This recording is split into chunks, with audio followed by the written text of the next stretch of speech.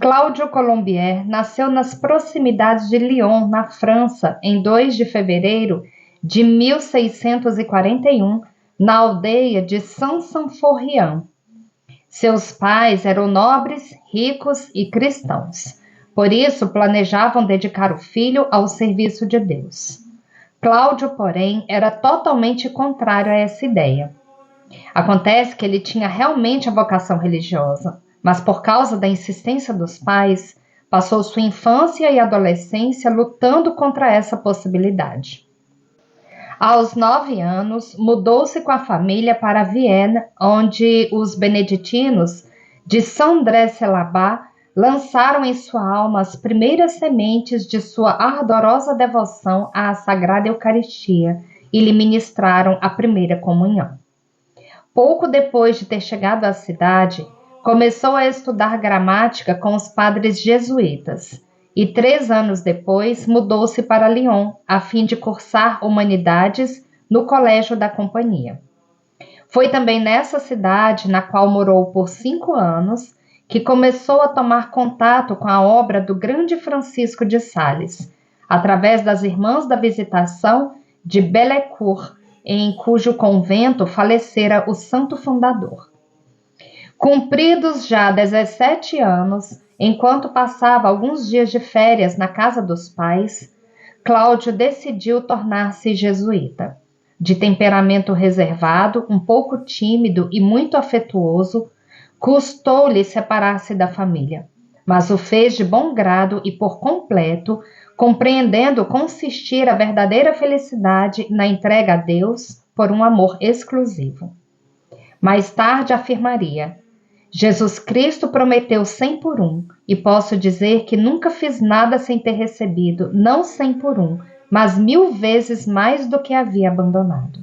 Do noviciado ao sacerdócio. Corria o ano de 1658, quando Cláudio ingressou no noviciado de Avignon. Ali se alternaram provas e alegrias, períodos de aridez com outros marcados por uma luz transbordante. 2 anos depois, proferiu os primeiros votos e, havendo concluído o curso de filosofia, dedicou-se ao magistério no Colégio da Companhia, conforme determinavam as regras, antes de prosseguir os estudos para o sacerdócio. Por sua grande capacidade intelectual, extraliterário e modo de fazer os sermões, o superior geral decidiu enviá-lo em 1666 para estudar teologia no Colégio de Clermont, em Paris. Ali se revelou exímio orador e excelente professor de retórica. Seu valor acadêmico e o exemplo ilibado de vida religiosa valeram-lhe o cargo de preceptor dos filhos de Colbert, o célebre ministro do Tesouro de Luís XIV. Teve assim de frequentar os ambientes da corte, fazendo neles muitos amigos e dando mostras de grande talento, fino trato e elevada educação, além de se destacar pela firmeza de princípios e exímia virtude. A terceira provação. Em 6 de abril de 1669, Cláudio recebeu as Sagradas Ordens e 5 anos depois chegou para ele o tempo chamado por Santo Inácio de Escola do Afeto. A sabedoria do fundador bem via quanto os largos anos de estudo, magistério e apostolado podiam ser para seus filhos espirituais motivo de diminuição do fervor inicial, contaminado por aspirações mundanas, quando não por sentimentos de vanglória pelos êxitos obtidos. Por isso, estabeleceu que cada jesuíta passasse por este novo período de noviciado, também chamado de terceira provação, antes de fazer a profissão solene. Nesse tempo, sob a orientação paternal de um instrutor, o religioso fazia um balanço de sua vida, visando desapegar-se de toda preocupação humana para deixar-se levar inteiramente pela luz divina. A Casa São José em Lyon foi o lugar onde o padre Cláudio atravessou esse período, durante o qual fez um voto particular de cumprimento exímio das regras do Instituto, sem reservas, dispondo-se a aceitar com alegria as determinações da santa obediência e romper de uma vez por todas as cadeias do amor próprio. Ao mesmo tempo, consolidou-se em sua alma a confiança, também sem reservas, na misericórdia divina, sem a qual ser-lhe-ia impossível manter-se fiel aos propósitos feitos em prol da própria santificação e a dos outros.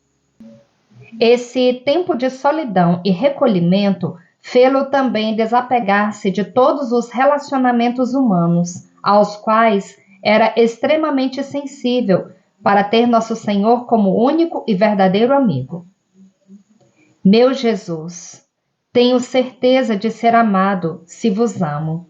Por mais miserável que eu seja, não me tirará vossa amizade nenhum indivíduo mais nobre que eu, nem mais culto ou mais santo.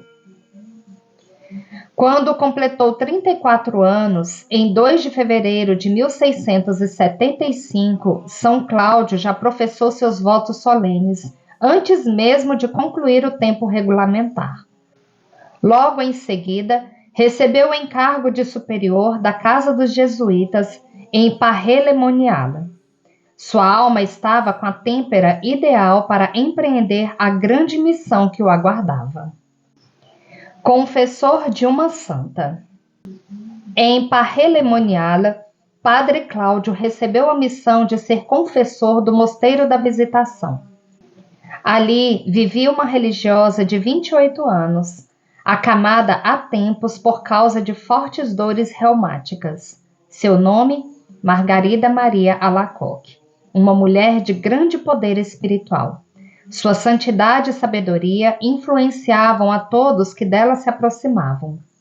Margarida Alacoque tinha recebido do próprio Jesus as revelações da poderosa devoção ao Sagrado Coração de Jesus. O padre de la Colombière não sabia o que encontraria nessa pequena cidade, mas seus superiores, inteirando-se das visões de Santa Margarida Maria Alacoque e das polêmicas que haviam gerado, o escolheram exatamente por causa do seu equilíbrio de alma. Padre Cláudio era perfeitamente capaz de sustentar os bons critérios frente às controvérsias criadas dentro e fora do convento. Missão de esclarecimento. Naquela época, porém, os devotos do Sagrado Coração eram tidos como idólatras. Por isso, eram atacados com palavras e ameaças. Coube ao Padre Cláudio a missão de ouvir Santa Margarida Maria, estudar as revelações e, à luz da teologia, legitimá-las perante os resistentes. De fato, sem se importar com as críticas e juízos desfavoráveis, logo viu a mão de Deus nas visões de irmã Margarida Maria e a tranquilizou e a apoiou, recebendo como recompensa recados e favores do Divino Mestre. Um deles ocorreu certa vez durante a missa celebrada para a comunidade, quando a religiosa viu, na hora da comunhão, o Sagrado Coração de Jesus como uma fornalha ardente e 2 outros corações abismando-se nele, o do padre de la Colombière e o seu próprio, enquanto ouvia estas palavras. É assim que meu puro amor une esses 3 corações para sempre. Esta união destina-se à glória de meu Sagrado Coração. Quero que descubras seus tesouros. Ele fará conhecer seu preço e utilidade. Para tanto, sejais como irmão e irmã, partilhando igualmente os bens espirituais. Apressou-se ela em transmitir o fato ao sacerdote e depois relatou sua reação. As mostras de humildade e as ações de graça com que ele recebeu essa comunicação e várias outras coisas que lhe transmiti da parte do meu soberano Senhor e que lhe diziam respeito, comoveram-me e foram-me mais proveitosas que todos os sermões que eu poderia ouvir. A partir de sua intervenção, a devoção ao Sagrado Coração de Jesus deixou de ser perseguida para se tornar uma das maiores e mais duradouras devoções de todos os tempos. Apostolado da confiança e do reafervoramento. No curto período de 18 meses de sua permanência em Paray-le-Monial, quiçá tenha feito o padre de la Colombière mais pelas almas que em todos os anos anteriores de sua vida. O jansenismo, então em pleno auge na França, minava nos corações a confiança na bondade de Nosso Senhor e de sua Mãe Santíssima, e afastava os fiéis dos sacramentos, sobretudo da Sagrada Comunhão. O apostolado feito por São Cláudio em suas cartas, pregações e direções espirituais ia justamente no sentido contrário.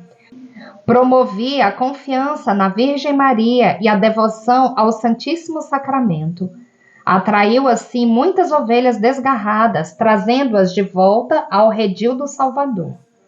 Fundou uma congregação mariana para nobres e burgueses, na qual agrupou os cavalheiros católicos da cidade, bem como reorganizou a dos alunos do colégio da companhia.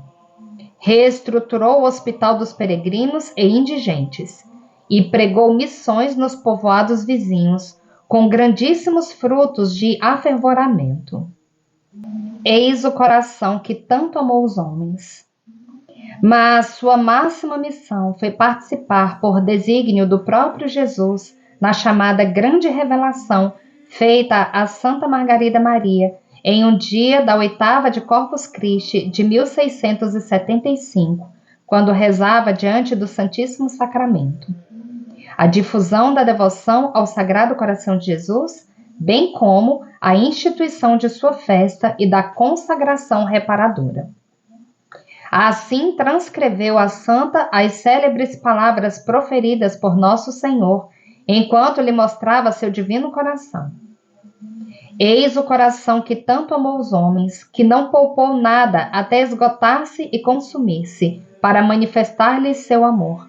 E como reconhecimento, não recebo da maior parte deles senão ingratidões, desprezos, irreverências, sacrilégios, friezas, que tem para comigo neste sacramento de amor. E é ainda mais repugnante, porque são corações a mim consagrados. E em seguida, pediu-lhe o Senhor que a primeira sexta-feira, após a oitava de Corpus Christi, fosse consagrada como festa especial para honrar seu coração, com um ato público de desagravo e comunhões reparadoras. Acrescentou a promessa formal de conceder copiosos favores espirituais para quem praticasse tal devoção. A religiosa alegou sua indignidade e incapacidade de realizar a missão e recebeu esta resposta: dirige-te a meu servo Cláudio e dize-lhe de minha parte que faça todo o possível para estabelecer esta devoção e dar esse gosto a meu divino coração. Que não desanime diante das dificuldades que encontrará, pois estas não faltarão. Mas ele deve saber que é todo-poderoso quem desconfia de si mesmo para confiar unicamente em mim. Assim, na sexta-feira seguinte, São Cláudio, Santa Margarida e a comunidade da Visitação de Paray-le-Monial celebraram pela primeira vez a festa do Sagrado Coração de Jesus, consagrando-se inteiramente a ele. Missão junto à Duquesa de York. Quando estava no auge de suas atividades em Paray-le-Monial, o padre de la Colombière recebeu ordem de partir para Londres como capelão da Duquesa de York, Maria de Módena. Católica fervorosa e só consentira em se casar com o duque, irmão de Carlos II, após ser autorizada pelo governo inglês a ter sempre um sacerdote junto a ela. Por meio da Santa Vidente, o coração de Jesus recomendou a São Cláudio algumas atitudes a serem observadas em sua nova missão. Não se assustar com a investida dos infernos contra seu carisma para atrair as almas, mas confiar inteiramente na bondade de Deus, pois seria ele seu sustentáculo. Usar de doçura e compaixão para com os pecadores.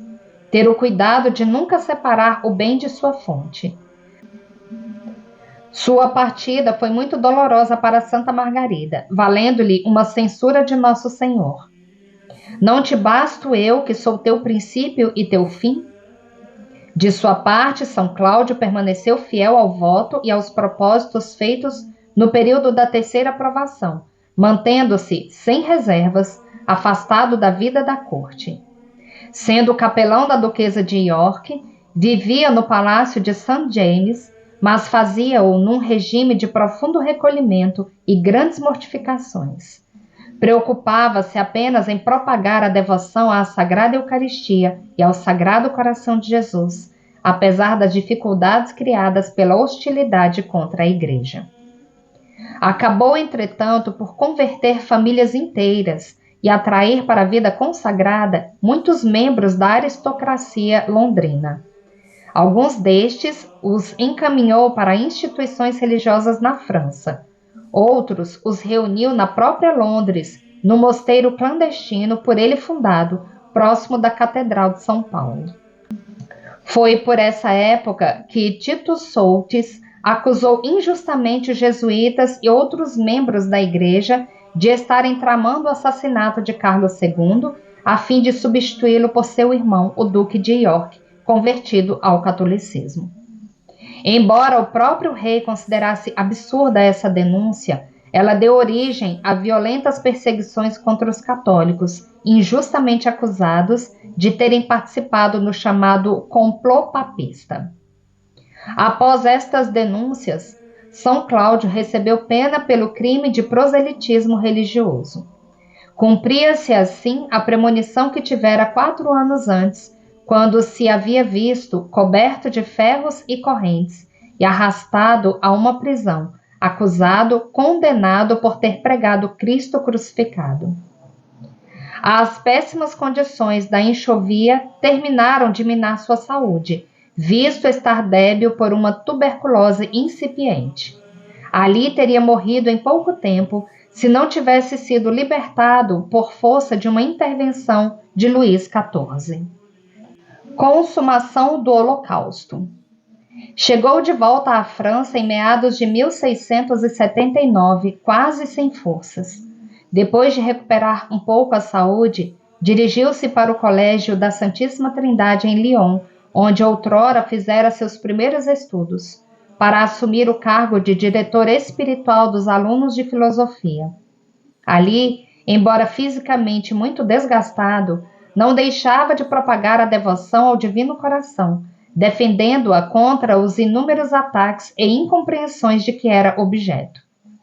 No inverno de 1681, retornou a Paray-le-Monial, cujo clima parecia resultar-lhe um pouco mais benéfico.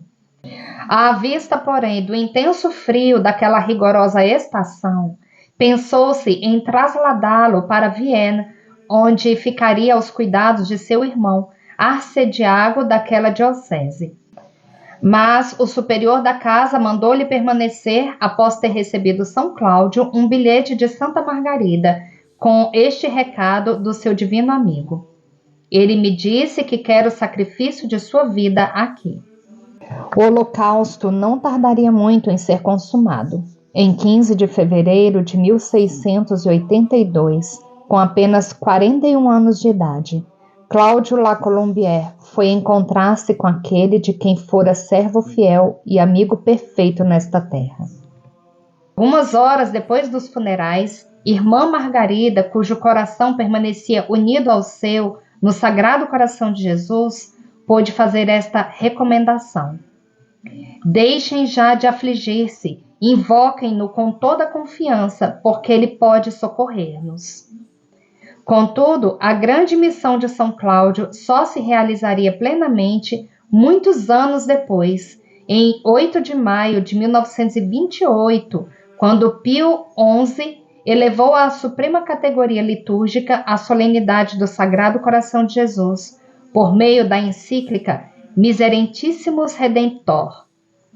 Um ano mais tarde, Cláudio La Colombière seria beatificado pelo mesmo Papa, e coube a João Paulo II, em 31 de maio de 1992, a honra de incluir no catálogo dos santos o nome deste sacerdote jesuíta, tão amado pelo Divino Coração de Jesus.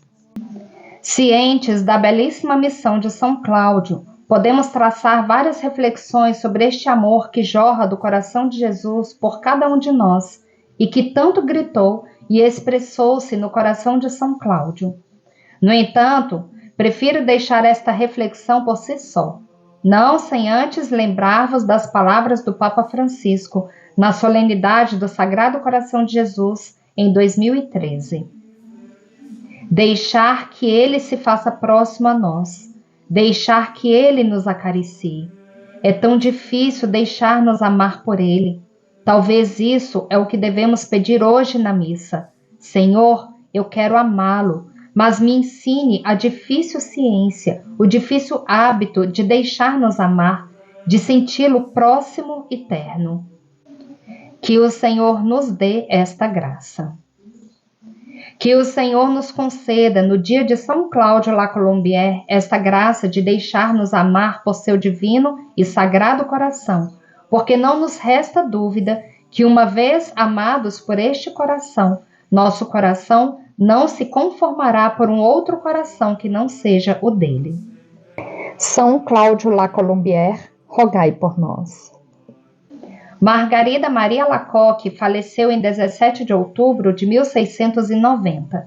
Graças a ela, no bairro Montmartre, em Paris, foi construído entre 1875 e 1914 um santuário dedicado ao Sacré-Cœur, Sagrado Coração, consagrado em 1919. Margarida foi beatificada por Pio IX em 1864 e canonizada por Bento XV em 1920. Eis a oração de consagração ao Sagrado Coração de Jesus, de Santa Margarida Maria Alacoque. Entrego-me e consagro-vos, Sagrado Coração de Jesus Cristo, a minha vida, as minhas ações, penas e sofrimentos, para não querer mais servir-me de nenhuma parte do meu ser, senão para vos honrar, amar e glorificar. É esta a minha vontade irrevogável, ser toda vossa e tudo fazer por vosso amor, renunciando de todo meu coração a tudo quanto vos possa desagradar. Tomo-vos, pois, Sagrado Coração de Jesus, por único bem do meu amor, protetor da minha vida, segurança da minha salvação, remédio da minha fragilidade e da minha inconstância, reparador de todas as imperfeições da minha vida e meu asilo seguro na hora da morte. Sede, coração de bondade, a minha justificação diante de Deus, vosso Pai, para que desvie de mim a sua justa cólera. Coração amoroso de Jesus, deposito toda a minha confiança em vós, pois tudo temo de minha malícia e de minha fraqueza, mas tudo espero de vossa bondade. Extingui em mim tudo o que possa desagradar-vos, ou que se oponha à vossa vontade. Seja o vosso puro amor tão profundamente impresso em meu coração, que jamais vos possa esquecer nem me separar de vós. Suplico-vos, por vossa bondade, que meu nome seja escrito em vosso coração, pois quero viver e morrer como vossa verdadeira devota. Sagrado Coração de Jesus, eu confio em vós. E encerramos essa novena a São Cláudio La Colombière com uma frase dele sobre Nossa Senhora. Dentre as minhas devoções à Santíssima Virgem, resolvi nunca pedir nada a Deus em qualquer oração que não fosse pela intercessão da Virgem Maria. São Cláudio La Colombière nos ensina que confiar em Deus não é sentir-se forte, é escolher confiar mesmo na fraqueza. Ele viveu em tempos difíceis, enfrentou perseguições, doenças e incompreensões. Poderia ter recuado, poderia ter duvidado, mas escolheu permanecer fiel. Escolheu acreditar que o coração de Jesus é digno de toda confiança. Seu grande ensinamento ecoa até hoje. Confiança, confiança, nada temo porque amo. Quantas vezes também nós somos provados? Quantas vezes o desânimo tenta nos paralisar? Mas o coração de Jesus continua aberto, ardente, esperando apenas a nossa entrega.